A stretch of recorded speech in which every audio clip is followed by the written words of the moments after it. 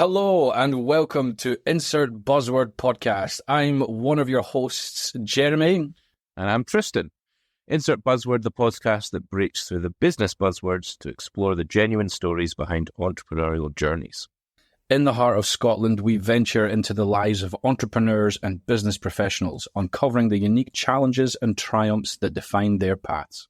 Hello and welcome back to another episode of Insert Buzzword Podcast. Delighted to be joined by Lucy Butters this evening. Lucy, pleasure to have you on. To get us going, would you mind giving us a quick intro as to who you are and what you do, please? Thank you, Jeremy. Delighted to be asked on. And I guess I could introduce myself as someone who has a real curiosity and fascination with people. I love to work with people. Some people are numbers people. It's not me. I like people, and particularly in groups. As soon as we get into groups, we start creating cultures. You know, who talks first? Do we snack? Do we interrupt each other? And how do one group work with another? So I'm one of only 7 or 8 master facilitators in the world on the theme of cultural intelligence. And with that expertise, I work with organizations, with individuals to support either international effectiveness or inclusion. These are the 2 themes that I work with. And I guess more broadly, if I'm thinking about myself, I'm a mum of triplets, which they are now in their final year of school, which I just can't quite believe. But that clearly has been a backdrop in terms of working for myself. And also, I'm aware that now I'm a person who has lived more life than I will probably live. And I find that both sobering and wonderful and quite liberating. So that's where I'm coming from at the moment. Thanks, Jeremy. That is quite the intro, Lucy. I am, as you can tell, beaming from ear to ear. Amazing. Where to even start? So I guess, like how far back would you like to go, Lucy, and how did you end up doing what you're doing? I grew up in a small town in the northeast of Scotland, a town called Turriff. My father was the local minister at a time when religion is kind of changing in terms of its place in society. And yet I was always aware that my dad was really popular. People really liked my dad. And it was also quite strange because when you're the daughter of the minister, everybody's got an assumption about how you should be. It's kind of everybody's got a view on what that looks like. So that was, I guess, part of that looking at how societies look at different people. Being in that, I realise that now. I had a dream of joining academia once I left university and got into academia, worked at Aberdeen and Hertfordshire, didn't really enjoy it. And I thought, oh, actually, this isn't for me at all. And I left and worked for the British Council, which is like the soft diplomacy for the United Kingdom overseas.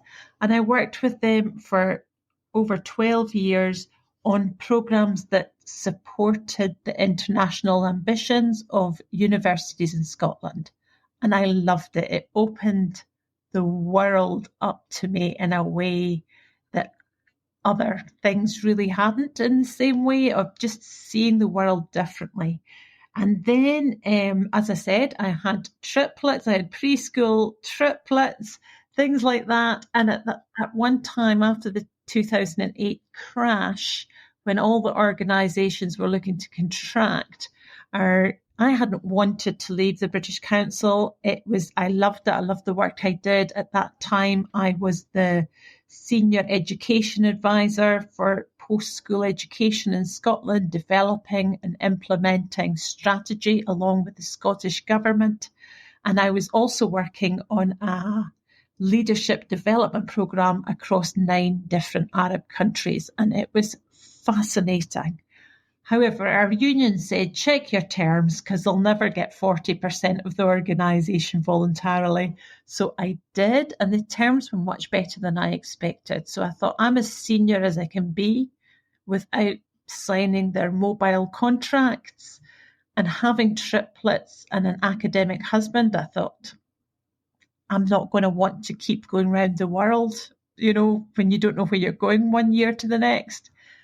This is maybe the time for me to leave. And so that was when I left in 2010. And I had coaching from a great man, a great guy. And I began to think, I want to be in control of my own kind of time more, I guess, at that time with preschool triplets. And so I established LMB, my company, back in 2010 to support the development of people, to support internationalization in universities at that time. And I started with the very modest aim of at least earning what my income with the British Council had been. So it was really as modest as that at the time, but around having the time to do and organize my time. Brilliant. And so my first question off the back of that is, did you find it as liberating as you hoped, being in charge of your own time? Yes, I have, for the most part. Obviously, that's now 14 years ago, and I've had moments of acute panic and stress when there's not enough, and also the other way around when you've got too much. So all of that has happened, but actually that element of being able to say no to things that I don't want to do, and also to keep growing and developing in terms of what interests me, has been fantastic over the last year. I was interviewing someone recently for a project that I'm doing. A Malaysian man who lives in Australia. His name's Tom Vergas, and he works in cultural intelligence and supporting people internationally also. And he talked about how he never really he'd been building a business, and then he was miserable, and he thought, actually, I don't want a business. I want to develop a practice.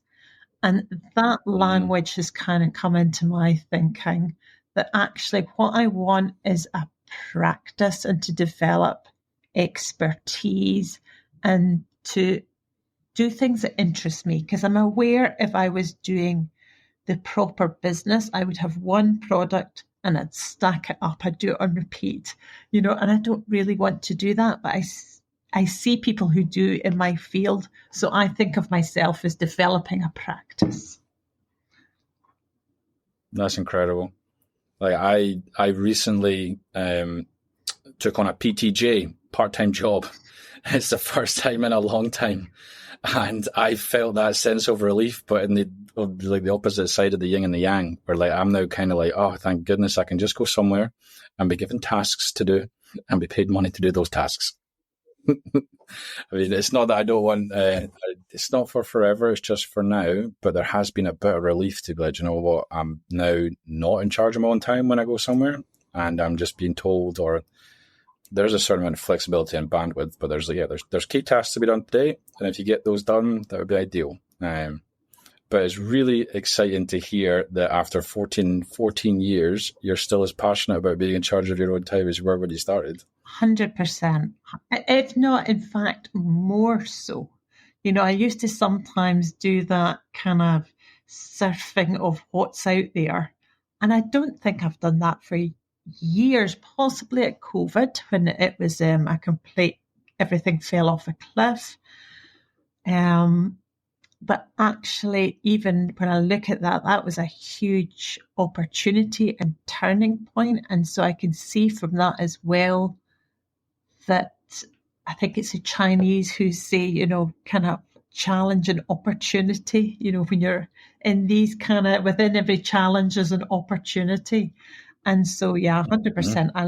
I worry, in fact, Jeremy, that I am no longer employable because I like having control of my own time so much.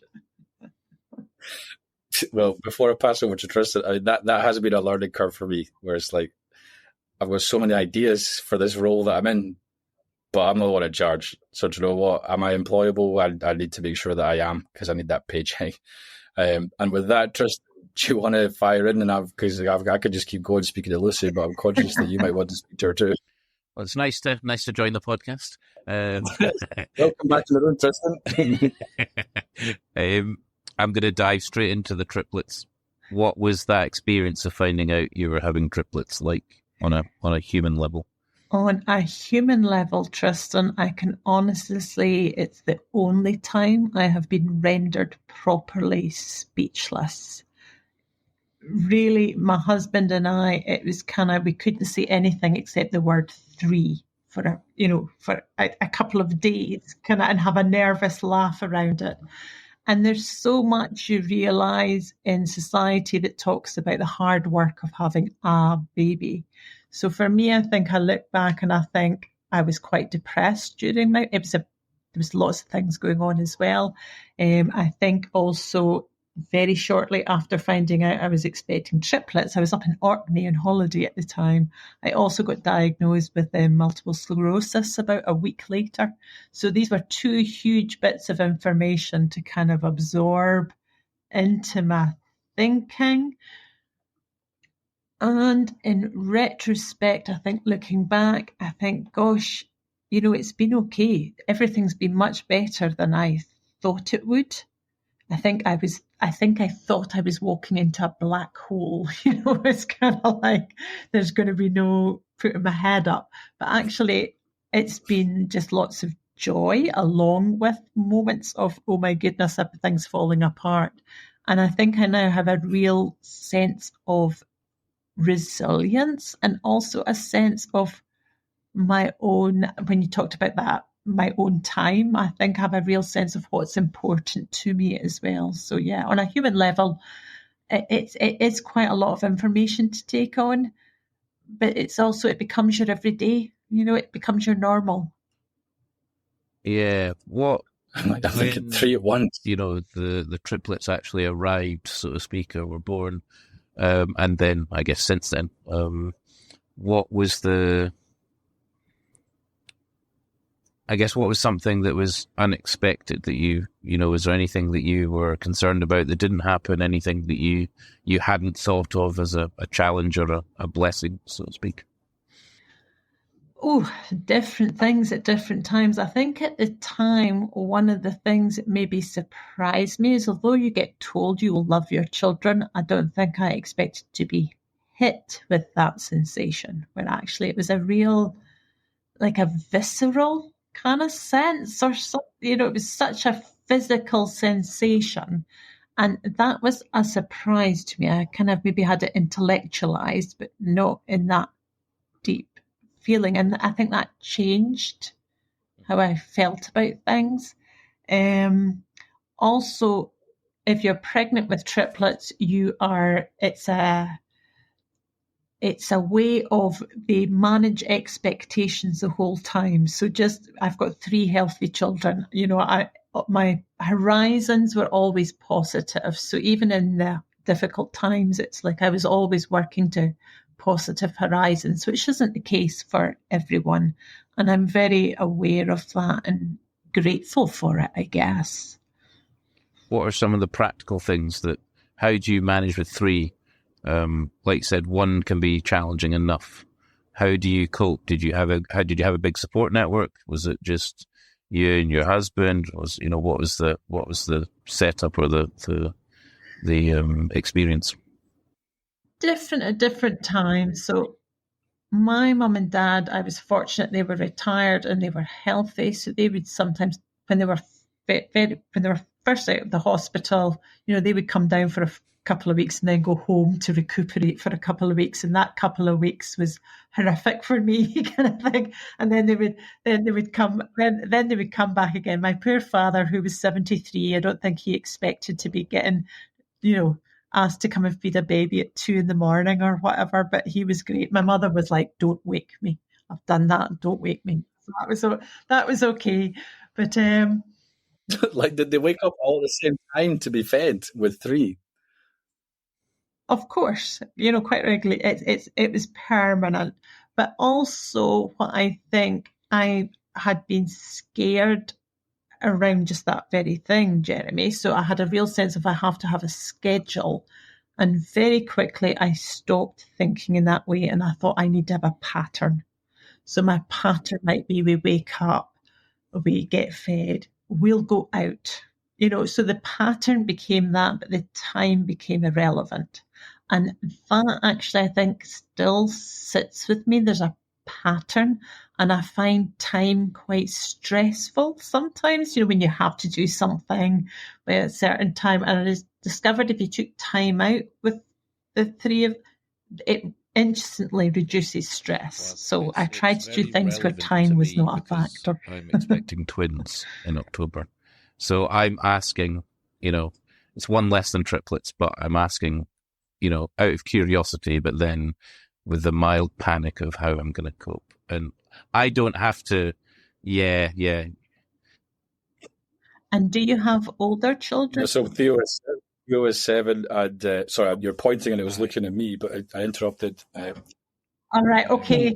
For me, Theo is 7 and Mel is 5. And, I don't have to worry about carrying the child, so it's probably somewhat selfish that I'm even worried about anything, but it's still a scary thing to process. Yeah, and it's a lot, and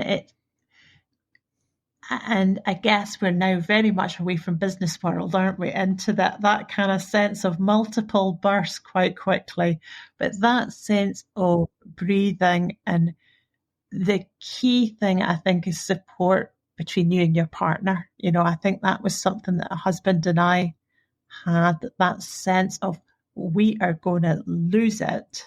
It's kind of different times, and have each other's back. And we discovered I quite like the mornings. I'm quite good in the mornings.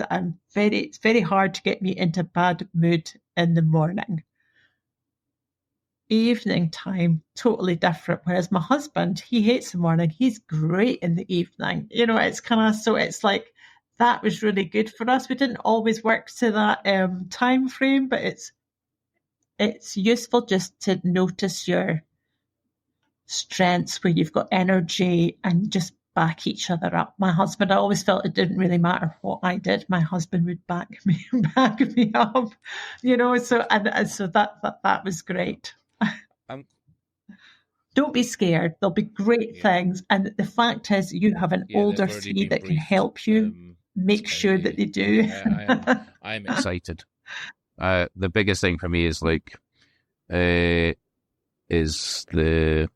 obviously naturally wanting a successful delivery, or that aspect of it, because there's no one can really reassure you. I mean, the good thing is that there's lots of good medical care, and not to say better care with twins or multiple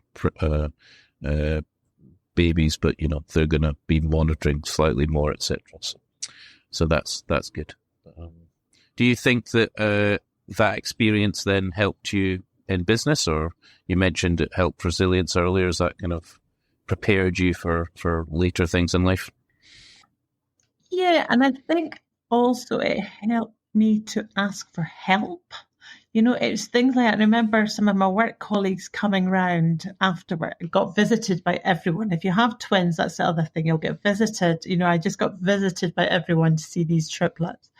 And, giving people a bottle and a baby, and people, young men going, "I've never fed a baby." And it's like, neither had I until a couple of weeks ago. There you go. It's like anyone in the house got given a task, and I think there is something about that in business as well, that often I need to ask for support. So that bit around always asking people, but also linking it in. I think there's a strong bit around parenting that can be very judgmental, and just letting go of that. And I think I had to let go of it. And I remember going to things and thinking, this doesn't apply to me. This is what a perfect mum looks like, because it's not physically possible for me to make sure I'm doing whatever. So it helps you let go. And I think in business, there's often a lot of things that are, this is what good business looks like, and this is what you should be doing if you have a business. And I've also been able just to let go of that and think, actually, what matters for me in my context, in my situation. For me, that's really, really important. I think we're going through with Power Life, we're probably going through a period of that just now as well, right, Tristan? Where it's like, what does perfect look like? Is there such a thing? And being comfortable letting go and bringing other people in to do other stuff. Yeah. The hamster wheel is currently turning for me. So the cultural, the sort of working across cultures that you do, Lucy, like when did you start doing that, and what sort of, how did you turn it from something you were doing for the British Council into something that you now do for yourself and for a living? Thank you. So with the British Council, I was working across cultures and I got lots of training, always enjoyed it. I was there at a time when they really invested in their people, but nothing really stuck. There'd be an element of the day that I would take away and go, that was really fascinating, kind of thing. And then in 2013, a man called David Locke, who was he led the Leadership Foundation for Higher Education, as it then was, asked me if I would design a course for them in cultural intelligence. I had never heard of it. So cultural intelligence is a really specific, it's been researched, it's grown out of Singapore in particular as a base for the research in it, about a way, what makes us effective. So it's looking at capability. So it's less about culture and them out there and more about me and what is my ability to deal well with difference, however that may manifest itself. And in doing the research for him, I said yes to the business, even although I kind of felt we were on the same track, even although we were speaking a different language. And so as you do when you've got a new business. And in doing the research for him, I thought, I really like this as approach. It makes sense to me that we have this capabilities, and it's so researched. And having had my brief career in academia, I like where things come out and there's research, and it's not just somebody's thought it up and tried it out themselves. There's robust research in behind it. And so I discovered there was a certification course going to be happening with Dr. David Livermore, who's written about 12 books on this theme. He's the founder of the Cultural Intelligence Centre, or one of them in America, and he was doing a certification in Edinburgh for Europe. And I thought, too close to not go. So I invested in doing that. And since discovering that approach, it sits at the heart of kind of what I do, because I see it as an approach that really enables people to develop and enhance their skills, be that at an individual, a team, or a organizational level. And I've really been doing that for the 11 years since then. With the bit about the word cultural intelligence, it's not well known. So that's been one of my things, is about we're talking about conversations about what are you doing internationally? How's it working out for you? About 70% of international ventures fail, and that's looking at ventures from international assignments to setting up businesses, for example. It's a huge amount. How do we do it better? When we talk about inclusion, which is very much a theme, an important theme in the UK as well, we're talking about people working well together. It really matters. That to me is sits at the heart of doing what I do, that people can work well together, that they can thrive and make things happen. So the these are the things that really drive me. And like, what would you say are like the common pitfalls? Like, what's like the number one reason that it's a challenge, for instance, working across cultures like this? I think a common pitfall is that each of us will have a mental framework about how we're meant to have a conversation, what a podcast should look like, what should we be bringing in here. And we will have judgments around people thinking and doing differently on that. And often when we get that judgment element, we get that sense of fight or flight, or I'm just going to bed down and keep doing it my way even more, rather than exploring it. Can I ask you to do something with me? It's not a visual, it's not an oral thing, so you'll need to talk through it. But if I could ask you, and anyone who's listening, to just fold your arms. I'm going to give you an activity to just fold your arms and then refold your arm, but with the other hand on top. So fold it and then kind of fold it. And just tell me how that felt to do that the opposite way round. Well, it took me, am I doing it right? It took me a wee minute to it feels odd to even try and do it. Feels odd. And that's a tiny shift. That was tiny, but it creates that sensation of this is not right. This feels weird. This is unnatural, or I'm having to think about it. And for me, that's that bit about how do we lean in and explore and understand the value that someone else is bringing.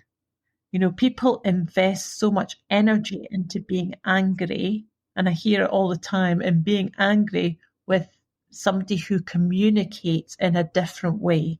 They're maybe less direct, or someone who copies the boss into everything, but they're coming from somewhere where that's the norm.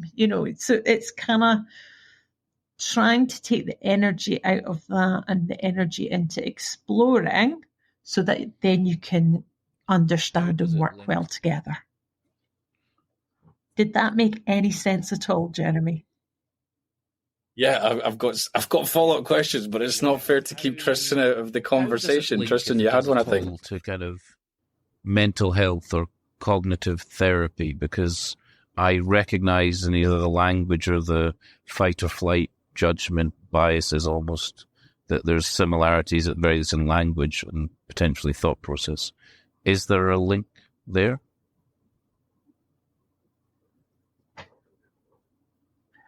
I would have to say pass, in that is not an area of knowledge for me, but you said about cognitive therapies.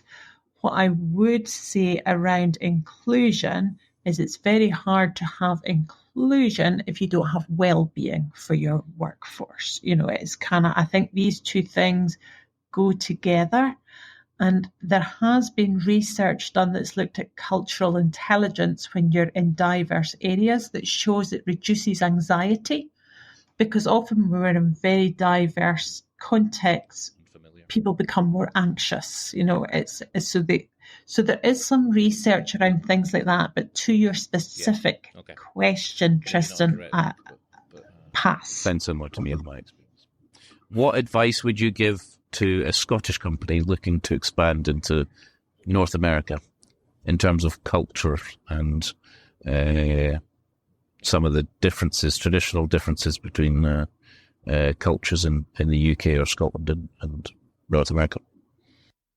I have spent the last 2 days working with an American group. And one of the things I always find as a trainer is I just need to kind of lift my energy levels. And, great question, Tristan. That was a great question. And, and this is awesome. And, it's kind of, and that becomes the expectation. And you're really laughing.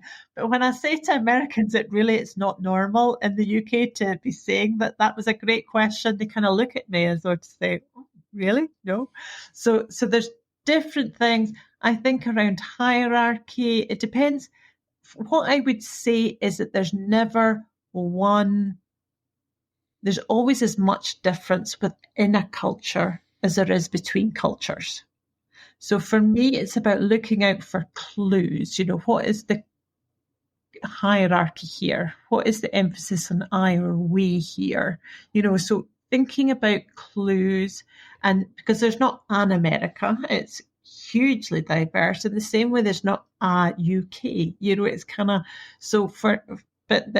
that's my experience working in America, is that I'm just not up enough, and I need to boost my energy levels. One last question, Jeremy, before my positivity. Allow you to get back on the horse. I know, sorry, I'm being a horrible person.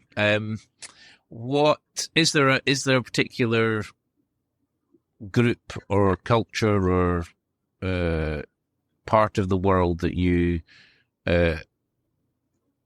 have enjoyed working in? I don't know if you can say the most. Maybe that frames the question wrong, but you've really enjoyed working in or got some really good memories. I loved. There's nowhere that I haven't enjoyed working with. So, and there's lots of places that I have not worked in, so like sub-Saharan Africa, I've not worked in that part of the world at all, so couldn't make any claims. But I loved the program I did for over 4 years, working across 9 different Arab countries. I loved their approach around getting to know you, talking about family, all these different things. And one of the things I observed the first year I was doing, we were adapting a program that had been running with the British Council in sub-Saharan Africa to work across 9 Arab countries. And so we worked with British trainers and trainers from Egypt and Jordan mainly to start with.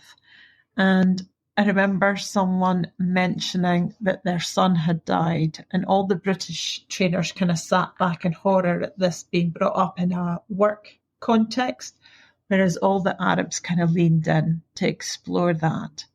And also at our first pilot, we had 150 people for 3 days in Amman in Jordan. And every so often, groups of Egyptians would stand up and they'd start singing and they'd start dancing, and it's like in the UK, I never do training and people start to sing or dance, that just does not happen, and it's like the full gamut of emotion is okay to display, from be that grief or be that joy.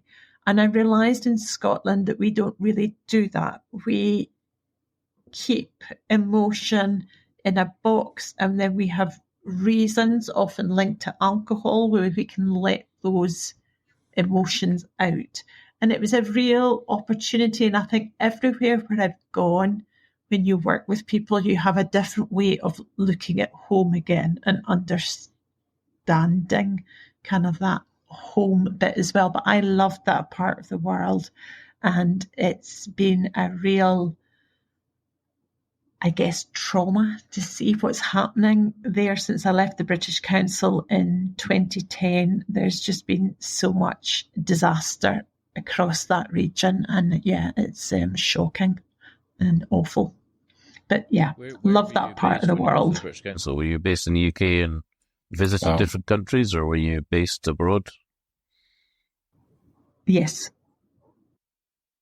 I was always based in Edinburgh, working with different countries. Yeah. Snuck that one in there. No, go for it. I've got one ready, but I'm keen to let you speak, Tristan. All right, okay. Well, I've kind of got 2, right? So the anxiety you feel when you're in a new culture or meeting new people, like what are some key things you can do to try and overcome that? I think one of the things that is really important is just taking a breath, really deep into your stomach and just steadying yourself. I think that's really important.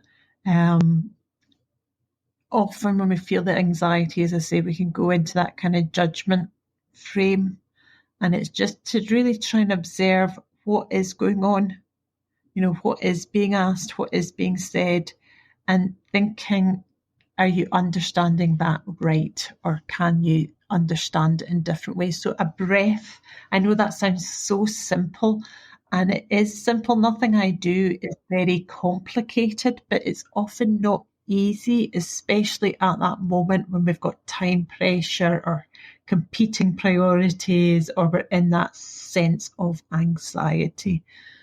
Yeah. Because when you were describing that, like there's a couple of things that I've done at work with PAL, but it'd be like going into a factory owner's office in China with a translator. Like that, when you're just like, oh yeah, what's it like to go in and meet new people, and that anxiety, like, yeah, that was the first memory that came to mind. I was like, how could I have done that one better or differently? So that's interesting. A deep breath would have been really helpful and not been so nervous. Mm-hmm. Often it's the very simple things that are quite useful. Yeah. But that kind of leads me to the following question is like the importance, I guess, of like breaking bread with people. So again, like everywhere when I've gone to Sub-Saharan Africa or China or Singapore, Hong Kong, there's often been that, well, who is this guy? How do we get to know him? So in certain, like, it'd be like, right, we're going to go for drinks or we're having dinner, or like, yeah, so what customs or like how would you suggest would be an appropriate way to behave in those types of, breaking bread with potential new business contacts? Yeah, I think it's really important. I think in a lot of the world, that idea of getting to know you first is really important. Maybe not so much in areas of Europe and the States, where they want to know if you can do it and then do you deliver. It's kind of, and then we might become more friendly, but we don't need to really become too knowledgeable up front. So there's maybe a different emphasis in how we take forward that relationship or what would lead to the relationship.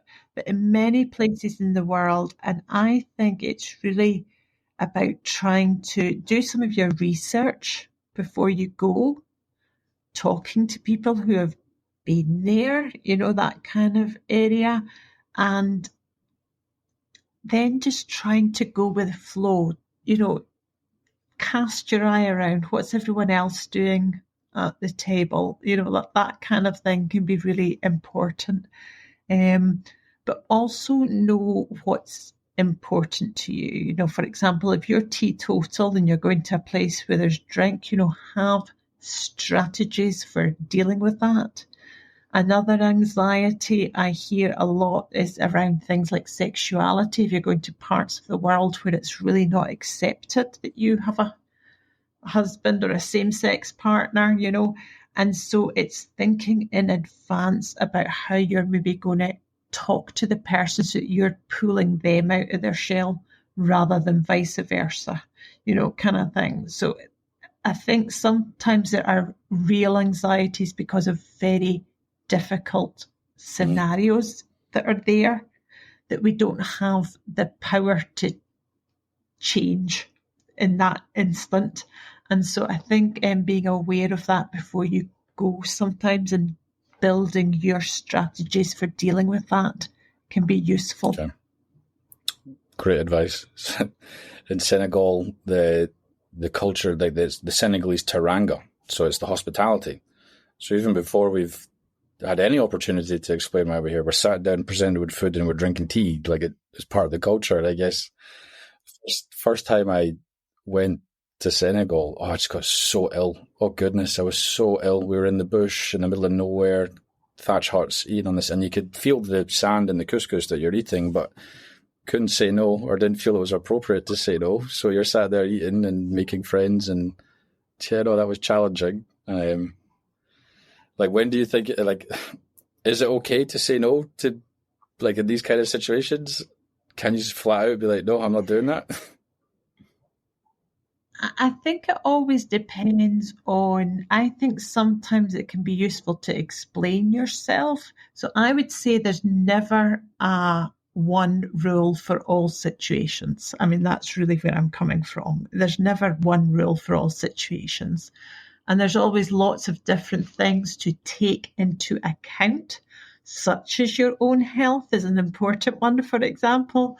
And so it's kind of thinking through impact, how you take that conversation. There's lots of different things within that. So that's mainly my answers, Jeremy, are it depends. So it's it's never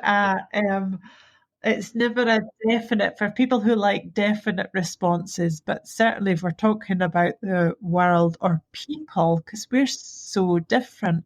And it's if you're going to not partake of the hospitality, what else can you do so that these people get a sense that they really know you? So that there's maybe that kind of element. Got it. So I jest about it, but I would struggle to think of a country outside of Europe that I've not had to eat tripe. And I'm not a fan, but I know it's not going to make me ill, but I do it. I'm like, this is part of what I've got to do. Suck it up. We're making friends. Eat the tripe. But listen, I've had to eat tripe in Europe, so every time I've been every time to Africa, I've always ended up politely eating tripe. Yeah.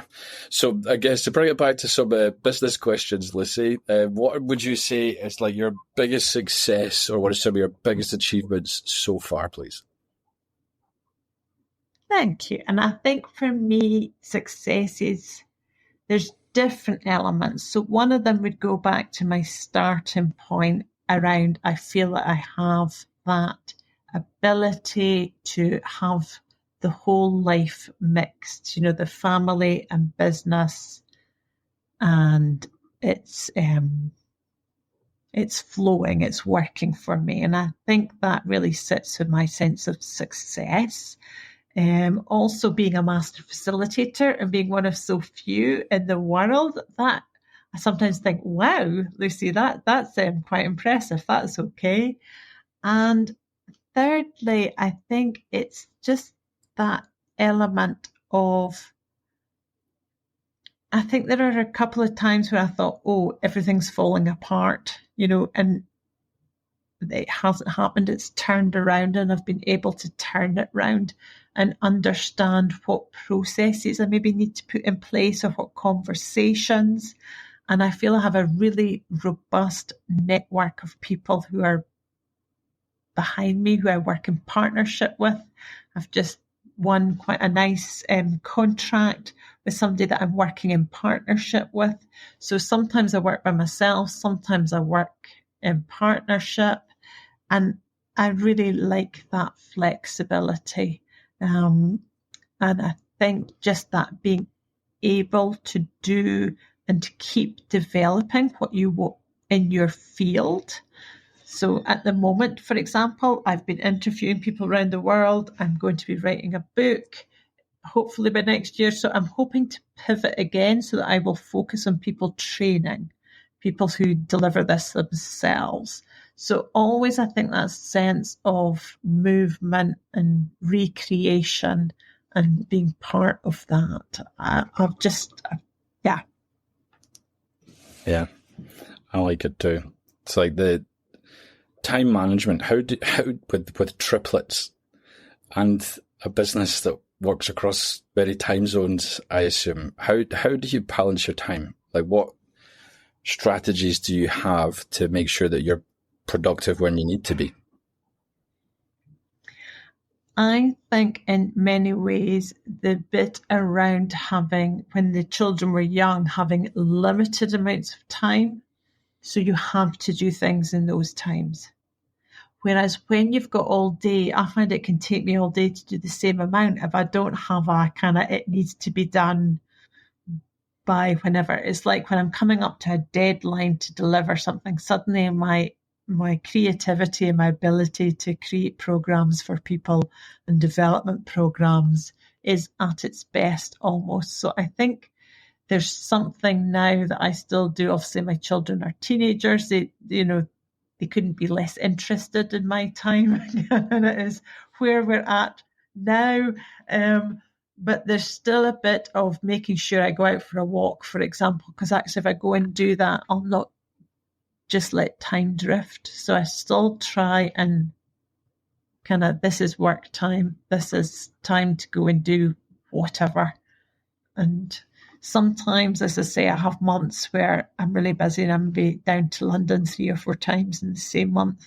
And then I'll have a month where it's quieter so I can get on with the behind the scenes. And yeah, so I find limiting time is quite useful. Like I will work for 2 hours and then I'm leaving, and I've not done it. I'm cross with myself because that means I'm coming back later. So I'm quite disciplined. I think I'm quite disciplined that way. Yeah. And like the free time, what are your interests when you're not working or looking after the kids? At the moment, I guess reading is a big one. I'm in a book group and we read very widely. It's very nice because people like different genres and things. So it takes me into reading things that I would never select myself. So that element, and then there's a social element. So that started during COVID and it's just been great. It's just kept going. Prior to that, I've done things which I'm not doing at the moment because I was focusing. The year of COVID, I thought I need to do much more work. My children will be going to university soon. I need much more kind of work coming in for that time. I used to be chair of a charity. Sorry. Used to be chair of... Sorry, Jeremy. Like the cost of, like, I've got 2 and already now I'm like, oh, we need to find the money. But imagine having to do that for 3 of them at once. Yeah. Yeah, so I'm really, it's just like any work, please send it my way. Absolutely. So 3 years ago, I used to be chair of a charity. I was with the charity for 7 years, Home Start, Glasgow South. Also, I'm a big advocate for anyone in business to join Toastmasters. I was with them for 4 or 5 years. They do public speaking. I loved it because it's somewhere where you go and there's not too much chit chat, but because people are giving speeches, you learn so much about what's important to people, as well as learning to get on your feet and talk to people. And yeah, I'd really recommend that. So that's something that I stood down from when I took on the chair of the charity at Home Start Glasgow South. But yeah, keep yourself, yeah. But at the moment, I don't do too much. I try and keep myself moderately fit. And with that, I mean a walk and an occasional swim and my reading and cooking. I like to eat. Nice. Tristan, I'd like to welcome you back in the room, please. Tag teaming podcast where we disappear for 15 minutes, alternate times. It's quite good. Looking back, is there anything you wish you'd known at the start of your career or start of your business journey?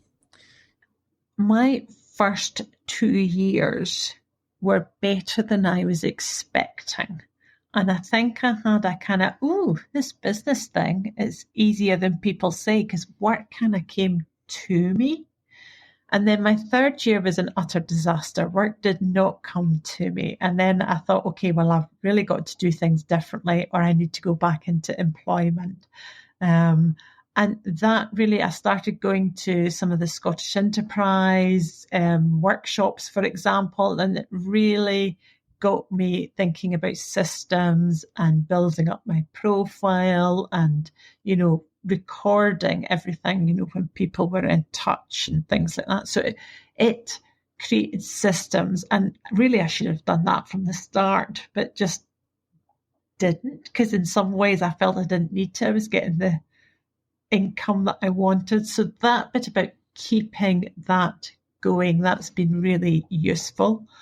Also, when I was setting up my business, I had lots of interviews with people with that exact question, Tristan. What do you wish you'd known when you were just starting out, and got all sorts. So I would always recommend to people, whatever you're doing, speak to people who have been there and done it before. I remember one woman saying to me, whatever you do, keep learning. And I was thinking, I'm just setting out. I don't have the budget to go and keep learning. But that is the piece of advice I would absolutely pass on. I've done my coaching qualification. I've done my certifications now. I've got 4 certifications in cultural intelligence. I read widely. Learning doesn't need to just be paid for learning courses. It comes in all sorts of different ways. Join networks. Just keep your eyes, your ears, your heart open. It's kind of, that would be my key piece of advice. It's been the thing that's really been useful for me. You mentioned you're one of only 7 or 8 in the world that are master facilitators, if I've got the kind of title correct. Is there a specific reason that there's only 7 or 8 in the world?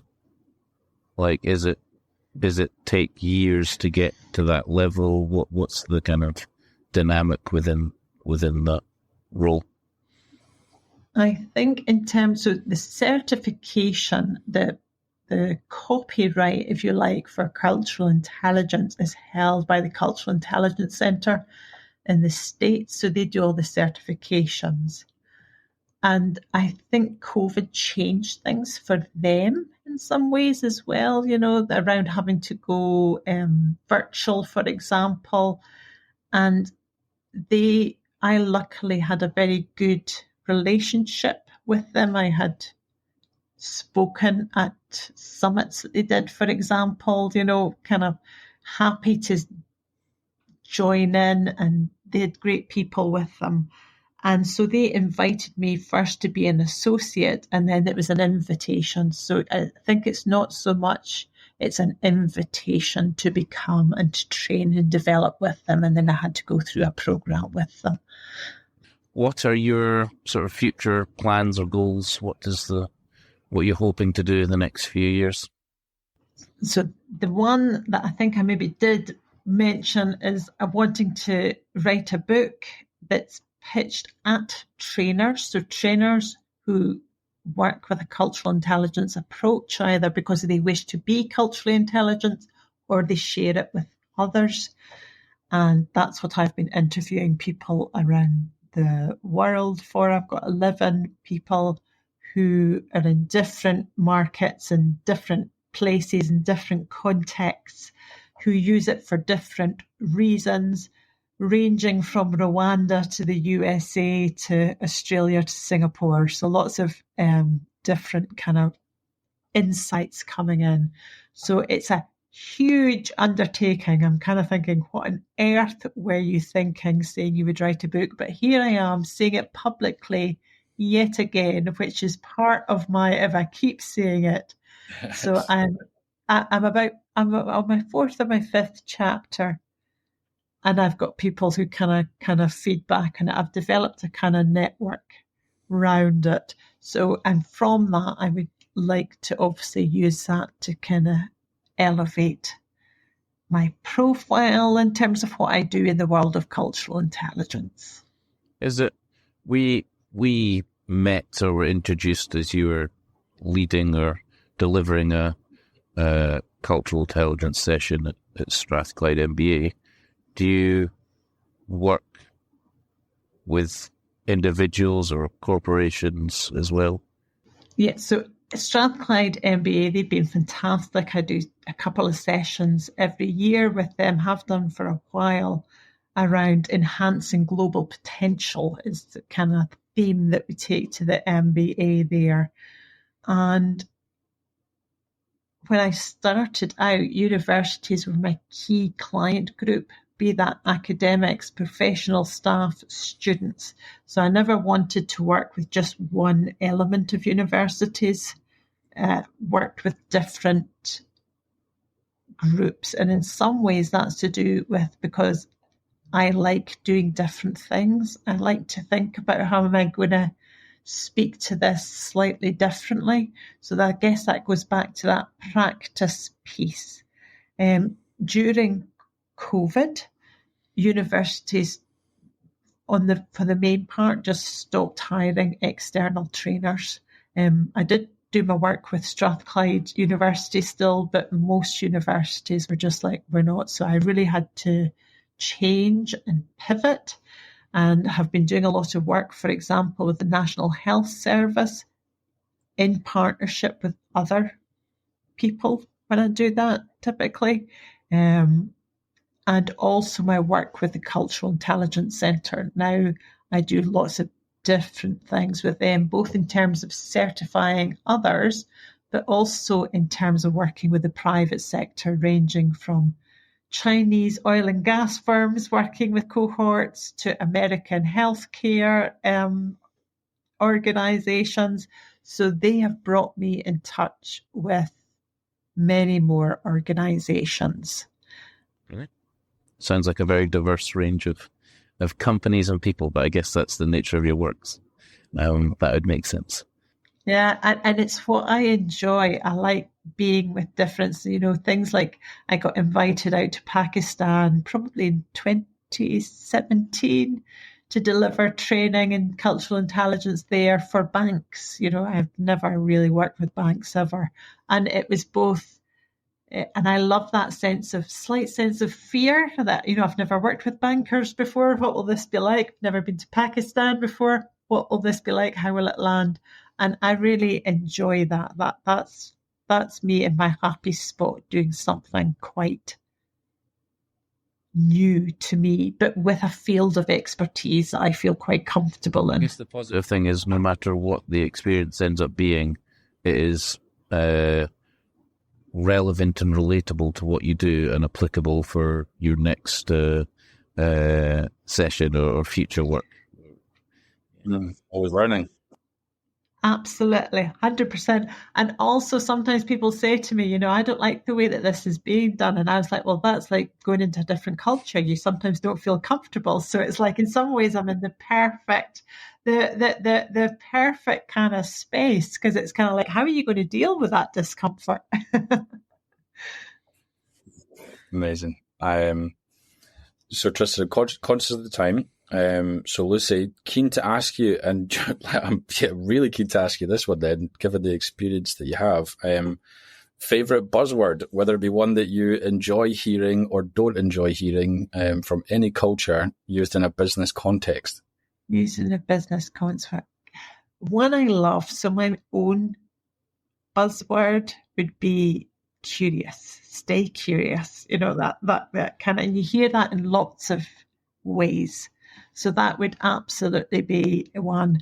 One that maybe I don't like at the moment is everybody's talking about AI, and I have grave doubts about how I have lots of hopes for AI, but I also think it's going to create a lot of difficulties because of what algorithms are going into it.